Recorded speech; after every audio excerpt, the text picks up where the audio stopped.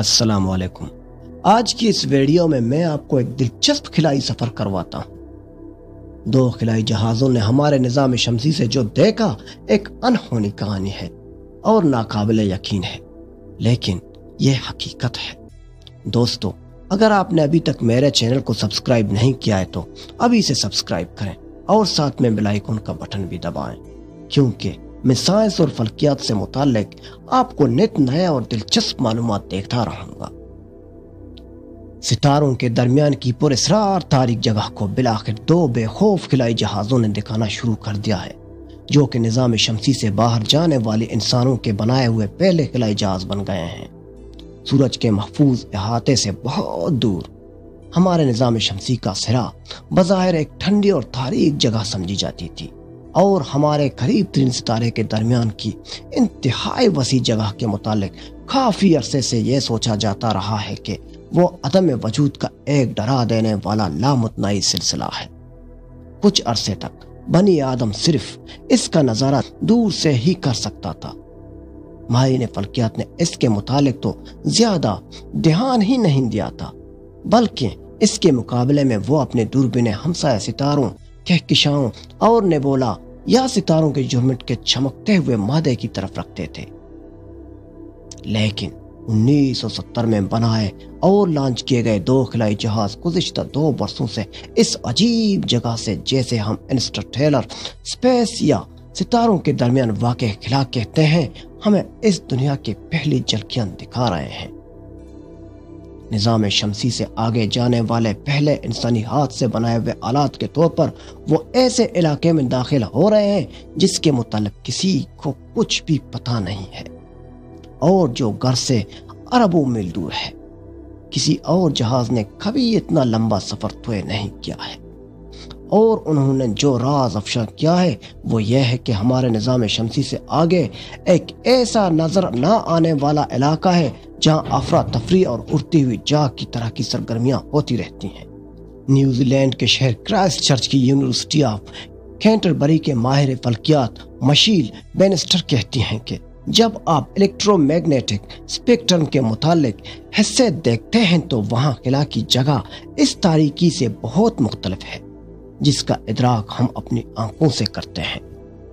Michel نظام شمسی کے بیرونی پھیلاؤ کا مطالعہ کرتی ہیں۔ ان کا کہنا ہے کہ میگناطیسی فیلڈز ایک دوسرے سے لڑتی ہیں، دھکیلتی ہیں، اور یہ ایک دوسرے کے ساتھ جڑی ہوئی ہوتی ہیں۔ آپ اس کے متعلق یہ تصور بنا سکتے ہیں جیسے نایاگرا فالز کے نیچے تیراکی کا تالاب۔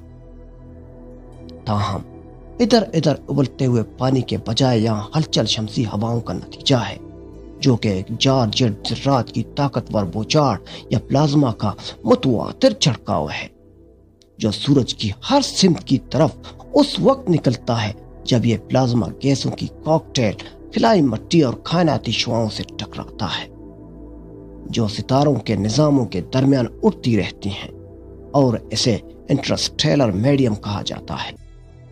ریڈیو اور ایکس رے ٹیلیسکوپس کی مدد سے سائنسدان گزشتہ 1 صدی سے یہ تصویر بنانے کی کوشش کر رہے ہیں کہ انٹرسٹیلر میڈیم کس چیز سے بنا ہے۔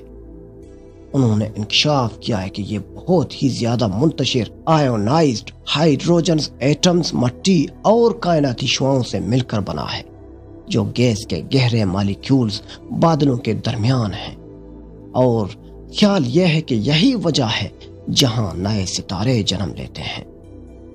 لیکن ہمارے نظام شمسی سے ذرا باہر اس کی اصل حالت کیسی ہے، یہ ابھی تک ایک راز ہے، کیونکہ سورج سبھی 8 سیارے اور کائپور بیلٹ کے نام سے مقبول دور دراز ستاروں کے ملبے کی ڈسک سبھی ایک بہت بڑے بلبلے کے اندر ہیں، جو شمسی ہواؤں کی وجہ سے بنا ہے، جسے ہیلوسفیئر کہتے ہیں۔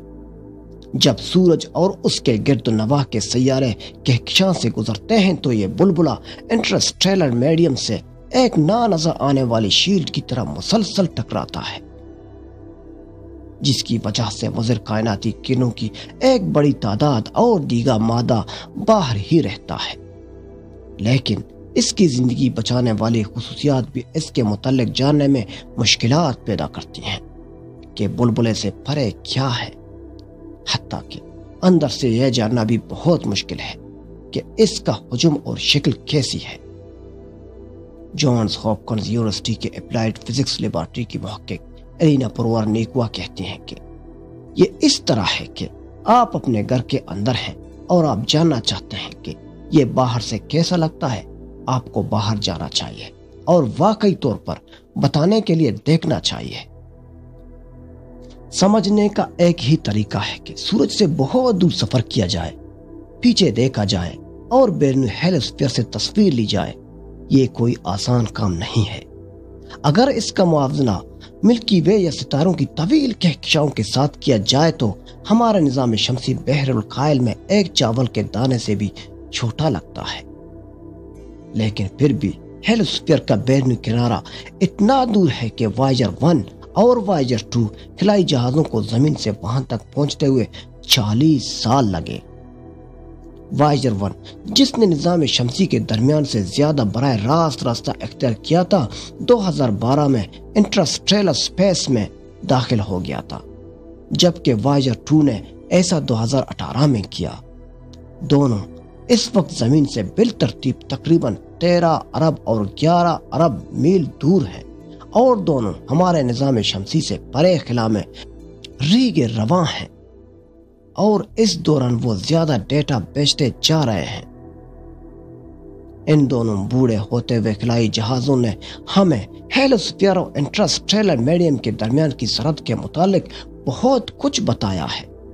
اس سے ہمیں تازہ سراغ ملتے ہیں کہ ہمارا نظام شمسی کس طرح وجود میں آیا تھا اور زندگی زمین پر کیسے ممکن ہو پائی تھی، ایک دور کی سرحد سے بہت پرے۔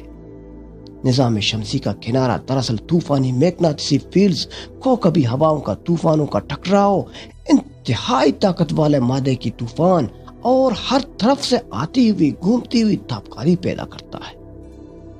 جیسے ہی سورج کی آؤٹ پٹ یا پیداوار میں تبدیلی آتی ہے یا ہم انٹرسٹیلر میڈیم کے مختلف علاقوں سے گزرتے ہیں تو ہیلوسفیئر کے بلبلے کا حجم اور شکل بدلنا شروع ہو جاتی ہے۔ جب شمسی ہوائیں تیز یا کم ہوتی ہیں تو وہ بلبلے کے خارجی دباؤ کو بھی بدل دیتی ہیں۔ 2014 میں سورج میں سرگرمی بڑھ گئی تھی، جس سے اس نے خلا میں شمسی ہواؤں کا ایک طوفان سا بھیجنا شروع کیا تھا۔ اس طوفان نے فوراً مرکری یعنی عطارد اور وینس یعنی زہرہ کو شعاعوں سے نہلا دیا تھا، جو کہ 800 کلومیٹر فی سیکنڈ کی رفتار سے چل رہی تھی، اور 150 ملین کلومیٹر طے کرنے کے بعد اس نے زمین کو بھی اپنے گھیرے میں لے لیا۔ خوش قسمت سے ہمارے سیارے کی میگناطیسی فیلڈ نے ہمیں اس طاقتور اور خطرناک تابکاری سے محفوظ رکھا۔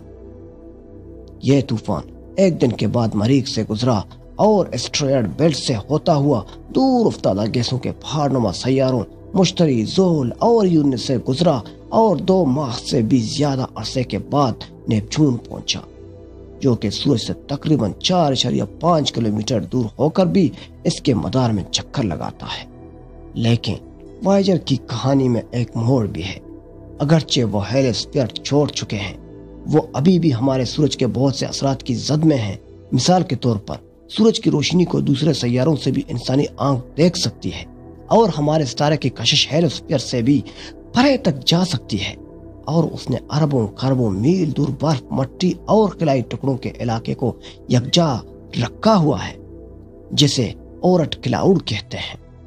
اورٹ کے مادے سورج کے گرد گھومتے ہیں، حالانکہ وہ دور دراز کی انٹرسٹیلر سپیس میں تیرتے رہتے ہیں۔ اگرچہ کچھ دمدار سیاروں کے مدار اورٹ کلاؤڈ تک پہنچتے ہیں، جو کہ 300 سے 1500 ارب کلومیٹر کا علاقہ ہے، لیکن پھر بھی ہمارے لیے یہ کوئی بھی مشن بھیجنے کے لیے بہت بہت زیادہ دور ہے۔ جب سے نظام شمسی بنا ہے، ان دور دراز کی چیزوں میں شاید ہی کوئی تبدیلی آئی ہو، اس لیے ہو سکتا ہے ان میں وہ راز اب تک پوشیدہ ہوں کہ سیارے کس طرح وجود میں آئے اور کس طرح ہماری کائنات میں زندگی کا ظہور ہوا، اور نئے ڈیٹا کی ہر لہر کے ساتھ نئے راز اور نئے سوالات بھی جنم لے رہے ہیں۔ جو بھی ہو، کار کے حجم جتنی بڑی 2 چیزوں نے جو دیہات کی ڈشوں سے جڑی ہوئی ہیں، ہمارے نظام شمسی کی طرف ہمارا پہلا محافظ دستہ ہوگا۔ جس نے نہ صرف اس عجیب اور نامعلوم علاقے کے متعلق ہمیں نت نئی معلومات فراہم کی بلکہ دور کی دنیاؤں کا راستہ بھی دکھایا۔ دوستو، اسی کے ساتھ مجھے اجازت دیجیے۔ اللہ حافظ۔